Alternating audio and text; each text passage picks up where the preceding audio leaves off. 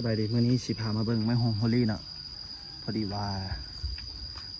ลองเอาน้ำส้มสายซูกับสไลด์ซีดนะแต่ว่ามันเกิดคอเสียเนาะเดี๋ยวมาเบิ่งกันเลยรู้สึกว่าใบมันสีด่าง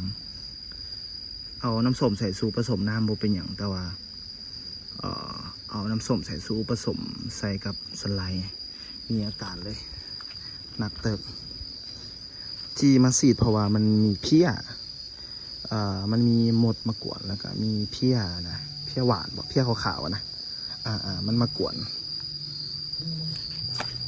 ต้นที่แข็งแหงชื่อว่าเป็นอย่างอันนี้บอแข็งแหงปานไหนเนาะที่มีอาการหลายต้นเติบเลยแหละตัวนี้นี่บอ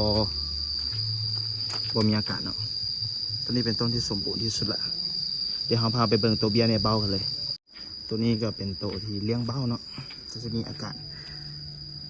เนาะใบด่างเกิดขึ้นทางที่มันเขียวอย่างเดียว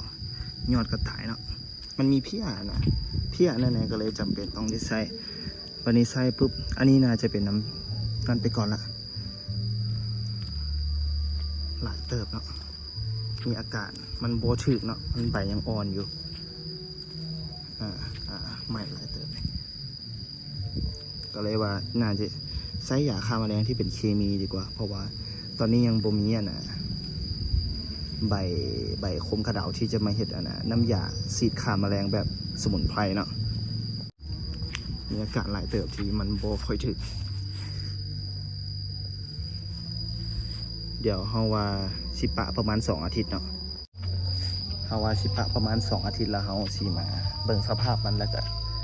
ปรับมันใหม่จริงๆไปฉีดยาฆ่าแมลงเพราะว่าตอนที่เริ่มฉีดมันมีเพี้ยอยู่แล้วนะแต่บ่หลายแล้วก็มีมดกวนบางต้นที่กวนยอดนะละมันช่วงหลังๆมันมีตะกะแตนยามฝนมันกลิ่นใบแบบหุ่นแห้งขึ้นก็เลยว่าเห็นในคลิปเขาว่านะสไลด์กับน้ำส้มสายชูที่จริงเขาฉีดน้ำส้มสายชูผสมน้ำกันอยู่แล้วแต่ว่าวันนี้มันหุ่นแห้งมันอาจจะหุ่นแห้งบอกแต่เขาผสมน้อยที่สุดแหละก็เลยเห็นประมาณนี้เลยน่าจะเบรกน้ำส้มสายชูแล้วหันไปทางเคมีก่อนจนว่ามันใหญ่แล้วเขาจึงจะปล่อยมันไปเติบโตนะตอนนี้เขาไปลงอยู่สวน100 กว่าต้นเดี๋ยวพยายามจะอัดคลิปลงไปพยายามแก้ไขเดี๋ยวเขามาเบิ่งกันต่ออีกฝั่งหนึ่งเนาะฝั่งนี้ก็มีอากาศเนาะมีอากาศเลยมือเดียวนะฉีดมือเศร้ามือหวานวันนี้มีอากาศเลยเล็งก่อนออกไปนอกแล้วตัวนี้พวกเป็นอย่างเนาะเอามาปลูกใส่ในซุ้มไผ่แล้วเขาพยายามรักษามันอาจจะใหญ่ซ่าเนี่ยแต่ว่ามันก็ใหญ่เขามีหน้าที่ซ้ำหนีเลยเขาจำเป็นเราไปเบิ่งตัวนี้ก่อนว่าจะหันไปทางเคมีเนาะเพราะว่าตัวนี้บตอบโจทย์เนี่ยปัดไปเอาใบขมกระเดาในชีมาผสมคาผสมกับมะเขือแล้วก็มันมีหัวซีไข่อย่างก็หัวซีไข่หอมที่คนไทยเอิ้นแล้วเฮาซีมานั่นมาเห็ดเป็นสมุนไพรที่โบราณเน้นสารเคมีแต่เฮาก็สลับกันไปจนมันฮอด3 ปีอันนี้มาอัปเดตไม่ของโฮลี่เขามันมีอาการที่มันบดทึกกันสไลด์กับน้ำส้มสายชูแต่เขาแก้ไขได้เพราะเขาปลูกอยู่บ้านแล้วเขาเบิ่งเองนะถ้าโตอยู่สวนนี่โดนเขาจึงไปเขาอาจจะใช้สารเคมีเพราะว่ามันอยู่เขตป่า